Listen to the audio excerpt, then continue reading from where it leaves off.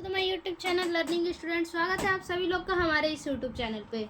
तो आज हम लेके आए हैं आप लोगों के लिए क्लास 10th का खंड काव्य, जो कि यूपी बोर्ड एग्ज़ाम में हर बार ये आता है और ये पूरे 7 नंबर के होते हैं। तो देखिए, आज हम देखेंगे खंड काव्य का मुक्ति दूत। ये जिला वाइज करके आता है और हमारे गाजीपुर जिले में क्या है, मुक्ति दूत। तो देखिए क्वेश्चन किस प्रकार से आ सकता है। देखिए आपका क्वेश्चन आ सकता है, मुक्ति दूत खंड काव्य के आधार पर काव्य के नायक प्रमुख पात्र महात्मा गांधी का चरित्र चित्रण कीजिए। देखिए उसके बाद हमारा दूसरा क्वेश्चन इस प्रकार पूछ सकता है कि मुक्ति दूत काव्य खंड में मुक्ति दूत कौन है, उसके चरित्र की 3 विशेषताएं बताइए। या फिर आपका आ सकता है, मुक्ति दूत खंड काव्य के पुरुष पात्र के व्यक्तित्व की विशेषता लिखिए। या फिर अगला हो सकता है कि आपका पूछ देगा कि प्रमुख पात्र में जो है गांधी जी का, ऐसे आपको करके देगा कि गांधी जी का, ये जरूरी नहीं है कि प्रमुख पात्र में गांधी जी का नाम ही देगा, ये जरूरी नहीं है। आपको पूछ सकता है कि मुक्तिदूत खंड काव्य के पुरुष पात्र के व्यक्तित्व की विशेषता बताइए, या फिर पुरुष पात्र इसमें कौन है, इस प्रकार से पूछेगा। तो देखिए किस प्रकार से लिखेंगे सबसे पहले। देखिए सबसे पहले हम लिखेंगे कि राजेंद्र मिश्र, डॉक्टर राजेंद्र मिश्र द्वारा रचित। ये किसके द्वारा लिखा गया है, राजेंद्र मिश्र के द्वारा। तो राजेंद्र मिश्र द्वारा रचित मुक्तिदूत नामक खंड काव्य में महात्मा गांधी के पावन चरित्र का वर्णन किया गया है। गांधी जी इस खंड काव्य के नायक हैं। ठीक, इतना लिख लेंगे। फिर उसके बाद लिखेंगे हेडिंग वाइज। देखिए पहला हेडिंग हमारा क्या रहेगा, अलौकिक दिव्य पुरुष। गांधी जी अलौकिक दिव्य पुरुष किस प्रकार से कहलाएं। देखिए, कवि ने गांधी जी को ईश्वर का अवतार बताया है। कवि जो हैं डॉक्टर राजेंद्र मिश्र जो हैं, गांधी जी को क्या बताया है, ईश्वर का अवतार, जो पृथ्वी पर दुखों का हरण करने के लिए यदा कदा आते हैं। उसी श्रेणी में कवि ने महात्मा गांधी को रखा है। रामकृष्ण बुद्ध महावीर आदि हैं। देखिए जिस प्रकार से, देखिए क्या कह रहा है कि उसी श्रेणी में कवि ने महात्मा गांधी को भी रखा है। किस श्रेणी में, जिस श्रेणी में राम कृष्ण बुद्ध महावीर आदि हैं। भारत में अंग्रेजों के अत्याचार बढ़ जाने पर देश को स्वतंत्र कराने के लिए मानव परमात्मा ने महात्मा गांधी के रूप में जन्म लिया था। देखिए कहने का मतलब है कि जिस प्रकार से महाभारत और रामायण में जब जब भी अत्याचार हुआ तब तब राम कृष्ण बुद्ध महावीर जैसे आदि भगवान लोग अवतार लिए, उसको नष्ट करने के लिए, उस अत्याचार को नष्ट करने के लिए। उसी प्रकार से कलयुग में जो है महात्मा गांधी को परमात्मा ने क्या किया है कि उन्हें स्वयं ही भगवान के रूप में जन्म दिया है। आगे देखिए, भारत में अंग्रेजों के अत्याचार बढ़ जाने पर देश को स्वतंत्र कराने के लिए मानव परमात्मा ने महात्मा गांधी के रूप में जन्म लिया था। इस प्रकार मुक्ति दूत के नायक महात्मा गांधी साधारण पुरुष न होकर दिव्य पुरुष कहलाएं। देखिए हमने यहाँ दिखा दिया है कि महात्मा गांधी जो है अलौकिक दिव्य पुरुष किस प्रकार से कहलाएं। अब आगे देखिए है आगे, हरिजनों के ये किस प्रकार से जो है कि हेल्प किए, मदद किए हरिजनों के लिए। देखिए गांधी जी की असहाय और दलितों के सहायक थे। गांधी जी कौन थे, असहाय और दलित लोगों के सहायक थे, सहायक करता थे, उनकी सहायता करते थे जो नीच जाति के थे। उनकी दुर्दशा देखकर उनका मन, उनका हृदय वेदना से भर जाता था। जो दलित लोग थे, असहाय लोग थे, जो नीच जाति के लोग थे, गांधी जी जब उन लोगों को देखते थे तो उनका हृदय जो है वेदना से क्या होता था, भर जाता था। और उनका कहना था, क्या कहना था, देखिए, जिन हाथों ने संसार गढ़ा, क्या उसने हरिजन नहीं गढ़ा। देखिए, कहने का मतलब है कि ईश्वर ने संसार गढ़ा है, सब जात के लोगों को भी गढ़ा है, तो क्या हरिजनों को नहीं गढ़ा है। जिन हाथों ने संसार गढ़ा, क्या उसने हरिजन नहीं गढ़ा। तब फिर यह कैसा छुआछूत, किस गीता में पाठ पढ़े। ऐसा किस गीता में, किस महाभारत में, किस रामायण में लिखा है कि हरिजनों से छुआछूत है, या फिर वो नीच जाति के हैं, उनसे छुआछूत नहीं रखना चाहिए, उनसे भेदभाव रखना चाहिए, ऐसा किस गीता में लिखा हुआ है। देखिए आगे, गांधी जी साबरमती आश्रम में हरिजनों को भी रखते थे। गांधी जी जो थे, जो साबरमती आश्रम था उसमें हरिजनों को भी रखते थे। आश्रम में प्रबंधक और दानदाताओं द्वारा विरोध करने पर गांधी जी ने स्पष्ट शब्दों में कह दिया। जब गांधी जी नीच जाति के लोगों को, हरिजनों को जो है कि अपने आश्रम में रखते थे, तो आश्रम के जो प्रबंधक थे और दानदाताओं द्वारा जो लोग थे वो सब विरोध करने लगे कि नीच जाति के लोग, हरिजन लोग क्या करेंगे, इस आश्रम में नहीं रहेंगे।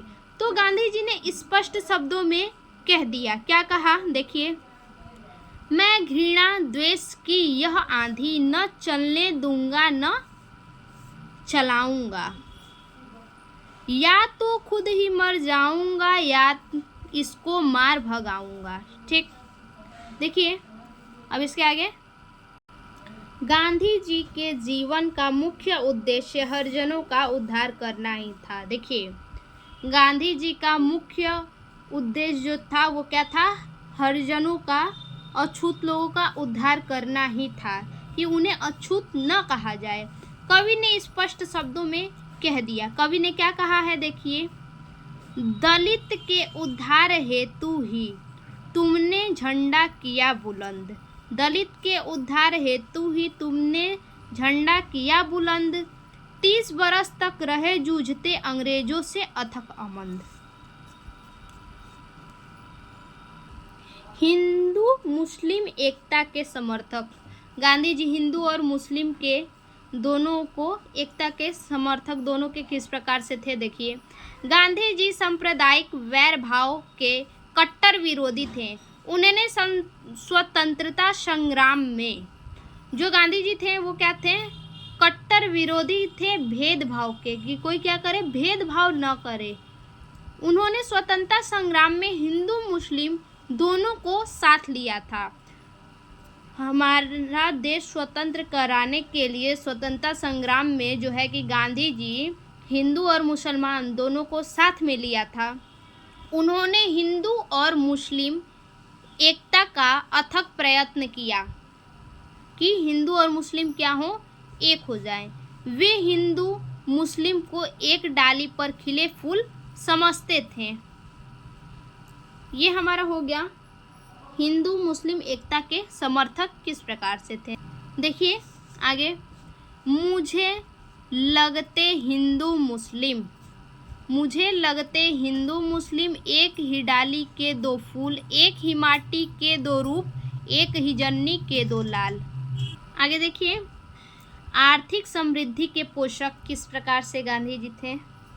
गांधी जी ने भारत की दीनहीन दशा को सुधारने के लिए स्वदेशी वस्त्रों का निर्माण व विदेशी वस्त्रों का बहिष्कार, खादी एवं चरखे को प्रोत्साहन, सादा जीवन और उच्च विचार की प्रेरणा, मादक द्रव्यों का त्याग आदि अनेक प्रयत्न किए। देखिए, गांधी जी जो थे भारत की दीनहीन दशा को सुधारने के लिए क्या किए, स्वदेशी, जो बाहर से स्वदेशी वस्त्रों का निर्माण, यानी स्वदेशी मतलब स्वदेशी, स्वयं देश, यानी अपने देश में ही वस्त्रों का निर्माण करवाने का प्रयत्न किया और विदेशी वस्त्रों का बहिष्कार करने को कहा। खादी एवं चरखे को प्रोत्साहन, सादा जीवन और उच्च विचार की प्रेरणा दी। मादक द्रव्यों का त्याग, मादक यानी मांस मदिरा, मादक द्रव्यों का त्याग आदि अनेक प्रयत्न किए। आगे देखिए उन्होंने क्या कहा। उन्होंने कहा, छोटा बच्चा भी भारत का है एक अगर नंगा भूखा, गांधी को चैन कहाँ होगा वह भी सो जाएगा भूखा। देखिए कुछ लिखिएगा या ना लिखिएगा आप लोग, लेकिन ये जो 2 लाइन है हर एक टॉपिक में, इसको ज़रूर आप लोग लिखिएगा, क्योंकि इससे आप लोग का जो है कि प्लस पॉइंट होगा एग्ज़ाम में, आपके यूपी बोर्ड एग्ज़ाम में। इससे आपको प्लस पॉइंट होगा, एग्जामिनर देखेगा तो खुश हो जाएगा कि नहीं बच्चे क्या किए हैं, कुछ लिखे हैं। मतलब कहने का मतलब है कि इससे आपका प्लस पॉइंट हो जाएगा अगर ऐसे आप लिखिएगा तो। देखिए आगे, मातृभक्त, वो किस प्रकार से अपनी माता के भक्त थे। गांधी जी माँ के प्रति अगाध श्रद्धा और भक्ति भावना रखते हैं। माँ को स्वप्न में देखने पर वे सोचते हैं, माँ जैसी कहीं नहीं ममता, और माँ की प्रेरणा से ही देश सेवा में जुड़ जाते हैं। यानी उनका कहने का मतलब है कि जो माँ का ममता होता है जिस प्रकार से, उस प्रकार से किसी और का नहीं होता है, और माँ की प्रेरणा से ही देश सेवा में वो जुट जाते हैं। गांधी जी ने उदारता, दया, परोपकार, सत्यता आदि गुणों को अपनी माता से सीखा था। उनके अंदर जो भी गुण थे वो सब अपनी माता से वो सीखे थे। देखिए अगला है अहिंसा और करुणा की मूर्ति। देखिए, गांधी जी अहिंसा के पुजारी और करुणा को साकार मूर्ति थे। गांधी जी जो थे अहिंसा के पुजारी थे, अहिंसा को क्या करते थे, पूजते थे, और करुणा को साकार मूर्ति थे। अंग्रेजों के संकट के समय वे भी उन कठोर शासकों से लाभ उठाना न्याय संगत नहीं मानते थे।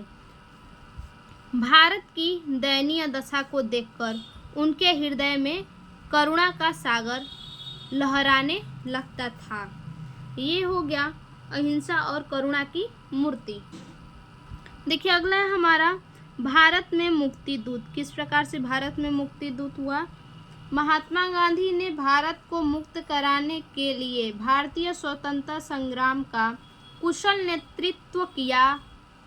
उनमें 30 वर्ष के सतत प्रयासों से भारत की मुक्ति का स्वप्न पूरा हुआ।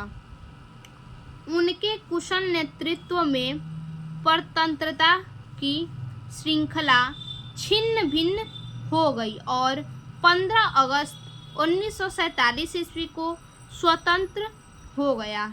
हमारा देश जो है 15 अगस्त 1947 ईस्वी को स्वतंत्र हो गया।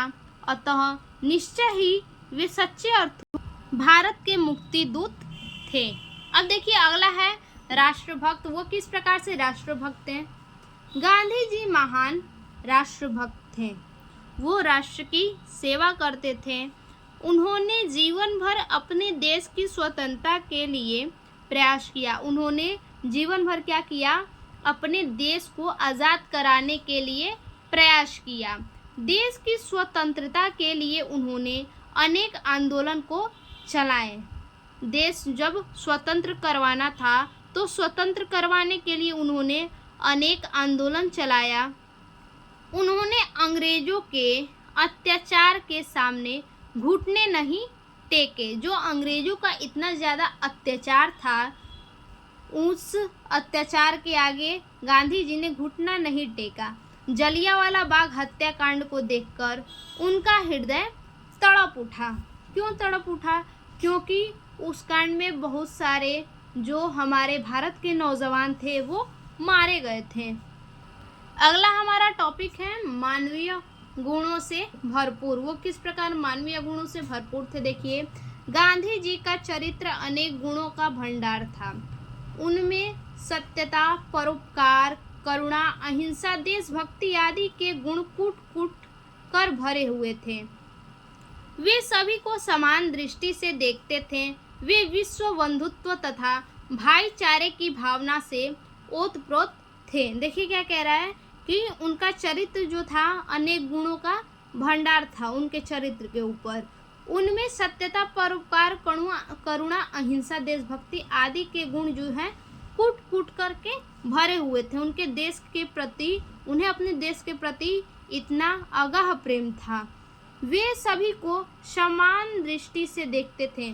ऐसा उनके अंदर नहीं था कि ये उच्च जाति का है, ये अछूत जाति का है, भेदभाव किसी प्रकार का नहीं था, क्योंकि वो भेदभाव के प्रति क्या थे, बिल्कुल कट्टर थे। वे विश्व बंधुत्व तथा भाईचारे की भावना से ओतप्रोत थे। सबके अंदर क्या भाईचारा वो बताते थे कि सबसे भाईचारे का प्रेम रखो, और सभी धर्मों के प्रति आदर भाव रखते थे। उनके अंदर ऐसा कोई भी भावना नहीं था जो कि क्या हो कि किसी जात को ठेस पहुँचे, ये हिंदू है, ये मुस्लिम है, ये सिख है, ये ईसाई है, ऐसा कुछ भी उनके अंदर नहीं था धर्मों के प्रति। गांधी जी सचमुच ही भारत में अलौकिक पुरुष के रूप में अवतरित हुए। तो आज के लिए बस इतना ही। फिर से मिलते हैं अपने एक और नए वीडियो में। अगर ये वीडियो आपको अच्छा लगे तो लाइक कीजिए, सब्सक्राइब कीजिए, आगे शेयर कीजिए, कमेंट कीजिए। धन्यवाद।